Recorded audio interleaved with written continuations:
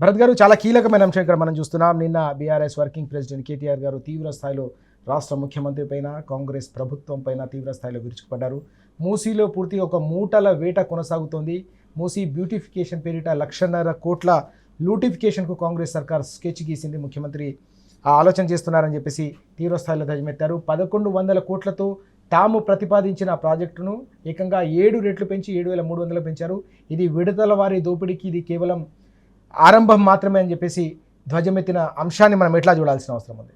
ఈ రాష్ట్రానికి దురదృష్టం ఏమన్నా ఉందంటే రేవంత్ రెడ్డి దొంగ పిల్లులు ఏం చేస్తాయంటే అవి కళ్ళు మూసుకొని పాలు తాగుతూ ఉంటాయి. దేశం గమనించట్లేదు, ఇంకెవరు గమనించట్లేదు అన్నట్టుగా దొంగ పిల్లి సామెత లాగానే రేవంత్ రెడ్డి వ్యవహారం ఉన్నది. ఓకే, ఎంత అబద్ధాలు మాట్లాడినారంటే ఎన్నికల ముందు దాదాపు 1 సంవత్సరం ముందు నుంచి, తర్వాత ఎన్నికల తర్వాత కూడా కాళేశ్వరం అంటే కూలేశ్వరం అని చండాలమైన మాటలన్నీ మాట్లాడాను. మరి ఇవాళ కాళేశ్వరం కూలేశ్వరం అయితే నీళ్ళు ఎక్కడున్నాయని నువ్వు మూసి అనుసంధానం ఎట్ట చేస్తున్నావు? నువ్వు మల్లన్న సాగర్ నుంచి ఎందుకు తీసుకురావాలి? మల్లన్న సాగర్ నుంచి కొండపోచంపల్లికి ఆల్రెడీ ఆ లింక్ ఎస్టాబ్లిష్ అయింది. ఆ నుంచి ఎందుకు తీసుకొని వస్తూ ఉన్నారు? 1,100 ప్రాజెక్టుని 1,100 కోట్ల ప్రాజెక్టుని 7,700 కోట్లు ఎట్ట చేసుకుంటూ వస్తున్నారు? దేనికి చేయాల్సిన అవసరం ఉన్నది? మల్లన్న సాగర్ చాలా దూరం ఉంటుంది హైదరాబాద్ సిటీ, పోచంపల్లి దగ్గర అవుతుంది. మరి ఆడికెళ్ళి తీసుకొస్తారా లేకపోతే మల్లన్న సాగర్ నుంచి తీసుకొస్తారా? 1,100 కోట్లతో అయిపోయేది 7,700 కోట్లు దేనికి అవసరం ఉన్నది?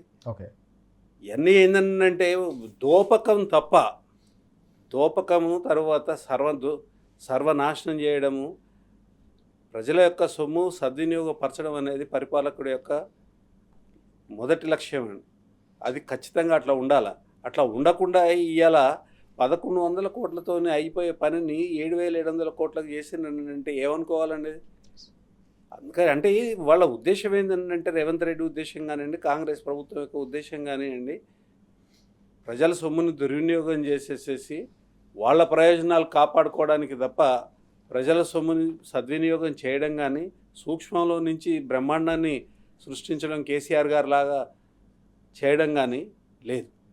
కాళేశ్వరం కూలేశ్వరం అని ఇప్పుడు ఆ కూలేశ్వరం అనే మాటను ఎక్కడ పెట్టుకుంటావు? నీ నోట్ల నుంచి వచ్చింది ఎక్కడ పెట్టుకుంటావు?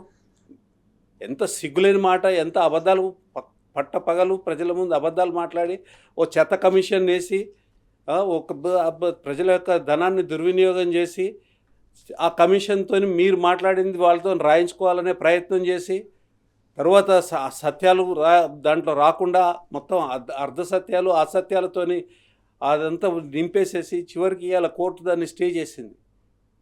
ఆ రిపోర్టు పర్యవసానాన్ని ఆపేసేసింది. ఆ రిపోర్టు ఆధారపడి మీరు ఏం చేయొద్దని చెప్పింది.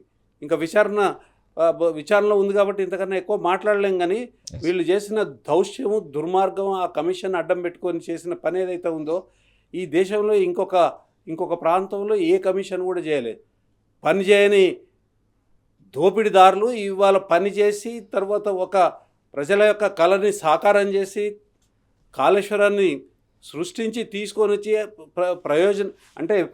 ప్రజల ప్రయోజనాలకి ఉపయోగార్థం చేసిన కేసీఆర్ మీద ఇవాళ సిబిఐ ఎంక్వైరీ వేస్తావా? సిబిఐ ఎంక్వైరీ చేసి కాంగ్రెస్ పార్టీ మనగలుగుతుందండి? దొంగలు సిబిఐ ఎంక్వైరీలు వేస్తారా పనిచేసిన వాళ్ళ మీద? నిన్న చాలా అద్భుతంగా కేటీఆర్ గారు మొత్తం కాళేశ్వరాన్ని మసిపూసేదానికోసం వీళ్ళు చేసిన దుష్ట ప్రయోగాన్ని మొత్తం కూడా ప్రజల ముందు పెట్టినారు. నీళ్ళే లేకపోతే కాళేశ్వరం కూలేశ్వరమే అయితే నీళ్ళు ఎక్కడికి వెళ్ళి వస్తున్నాయి హైదరాబాద్కి? సమాధానం చెప్పాలి కదా. ఆ సమాధానం ఉండదు. నిజాల నిప్పుల మీద అబద్ధాల చెత్త ఎంత పోసినా అది తగలబడి నిజం నిగ్గుదేలుతుంది తప్ప అబద్ధాలు నిలవవు. కేసీఆర్ గారు చేసిన పని నిజం. కాళేశ్వరం అనేది నీళ్లు తీసుకొని వచ్చిన 145-146 టీఎంసీల నీటిని ఎత్తిపోతల ద్వారా తెలంగాణ భూమి మీద పారే ఏర్పాటు, తద్వారా దాదాపు 200 పైచిలకు టీఎంసీల నీళ్లు ఇవాళ అనేక చెరువుల ద్వారా, అనేక రకాలుగా రిజర్వాయర్ల ద్వారా, కాలువల ద్వారా, సొరంగాల ద్వారా ఇవాళ తెలంగాణ ప్రజలకి పంటను పెంచే పద్ధతుల్లో తాగునీరు వ్యవస్థని పటిష్టం చేసిన పద్ధతుల్లో ఇవాళ తెలంగాణ అనుభవిస్తున్నది. ఇంత పెద్ద నిజాన్ని ఆపగలుగుతారా, దాయగలుగుతారా? కానీ నిస్సిగ్గుగా లజ్జ లేకుండా, ఏమాత్రం మంచి చెడు ఆలోచన లేకుండా ముఖ్యమంత్రి గారు దీన్ని ప్రజల ముందు దాచే ప్రయత్నం చేసిన తెలంగాణ వరదాయని, తర్వాత నీటిని తెలంగాణ ప్రతి ప్రాంతానికి తీసుకుపోయిన కాళేశ్వరంలో అది కూలేశ్వరం అని ఎట్లా చెప్పాలి? కానీ చెప్పిండు కూలేశ్వరం, అది దాని నీళ్ళు లేవు, 1,00,000 కోట్ల రూపాయలు మట్టిలో పోసినారు, గంగలో కలిసిపోయిందని. మరి అదే రేవంత్ రెడ్డి ఇవాళ కాళేశ్వరం నీళ్ళని హైదరాబాద్కు మళ్ళిస్తానని మళ్ళీ 7,700 కోట్లకి ప్రణాళికలు వేసి మళ్ళీ దోపిడికి తెరదీసినాడు. ఆయన కేసీఆర్ గారు ఏదైతే చాలా దూరదృష్టితో తక్కువ ఖర్చుతో హైదరాబాద్కు నీళ్ళు అందించే ప్రయత్నం ఏదైతే చేస్తున్నారో దానికి భిన్నంగా ఇవాళ శంకుస్థాపన చేశారు. అది ఎవరికి అర్థం కాదు. కొండపోచమ్మ నుంచి గ్రావిటీతోనే గండిపేట వరకు నీళ్ళు వస్తాయి. ఇప్పుడు అదే పథకాన్ని కొనసాగించకుండా మళ్ళీ ఇవాళ కొత్తగా రేవంత్ రెడ్డి గారు అంచనాలు పెంచేసి, అది మామూలుగా కాదు, ఏదో 10 కోట్లు 20 కోట్లు కాదు, దాదాపు 6,000 కోట్లు అధికంగా అంచనాలు పెంచేసి ఇవాళ 6,000 కోట్లు పెంచి ఇవాళ శంకుస్థాపన చేశారు. ఇది ఎంత దుర్మార్గమైన చర్య అంటే తెలంగాణ ప్రజల సొమ్ముని యథేచ్ఛగా ఇష్టారాజ్యంగా తమకు తోచినట్టుగా వాడుకునే ప్రయత్నం తప్ప ప్రజలకు ఉపయోగపడేది కాదు. ఒకటైతే ఇందాక కాళేశ్వరం గురించి భరత్ గారు అసలు కాళేశ్వరమే నువ్వు కూలిపోయింది అంటున్నావు, కాళేశ్వరం లేదు అంటున్నావు అన్నప్పుడు మరి ఇవాళ కొండపోచమ్మ ఎక్కడిది, ఈ రంగనాయక సాగర్ ఎక్కడిది, తర్వాత ఈ నువ్వు మొన్న ప్రారంభించిన గంధమల్ల ఎక్కడిది, ఇవన్నీ ఎక్కడి నుంచి వచ్చాయి? వాటికి సమాధానం చెప్పట్లేదు, దాట వేస్తూ ఉన్నారు. కాళేశ్వరంలో మిగతా జలాలన్నీ కూడా బనకచెర్లకు ధారాదత్తం చేసే కుట్ర ఒకటి. తర్వాత కృష్ణా జలాలు ఆంధ్రప్రదేశ్ వాడుకుంటుంది కాబట్టి వాళ్ళకు సంపూర్ణంగా కృష్ణ ధారాదత్తం చేయడం కోసం ఒక పాలమూరు మినహాయిస్తే అక్కడ నల్గొండ ఉంది, ఇక్కడ ఉమ్మడి రంగారెడ్డి జిల్లా ఉంది.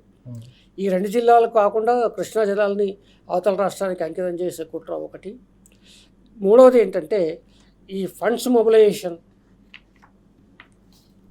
వీటి కోసం అంచనాలు ఇబ్బడిముబ్బడిగా పెంచేసి అవసరం లేకున్నా, అవసరం ఉంటే తప్పదు ఖర్చు చేయాల్సింది ప్రభుత్వాలు కాదనలేం, కానీ గ్రావిటీతో రావాల్సిన నీళ్ళని, హాయిగా కొండపోచమ్మ నుంచి వచ్చే నీళ్ళని ఎక్కడి నుంచో పట్టుకొచ్చి దానికి అంచనాలు పెంచి ఇవాళ ఏంటంటే గందరగోళంకి ఒక జల విధానం కేసీఆర్ గారు ఉన్నప్పుడు ఏదైతే అసెంబ్లీలో ఆయన గంటల తరబడి జల విధానం ఎలా ఉండబోతుంది తెలంగాణ అని చెప్పారో దానికి భిన్నంగా తెలంగాణ జల వ్యవస్థను సంపూర్ణంగా సర్వ విధ్వంసం చేసే కార్యక్రమానికి రేవంత్ రెడ్డి గారు ఇవాళ నడుము బిగించారు. దాంట్లో భాగంగా నిన్న శంకుస్థాపన చేశారు.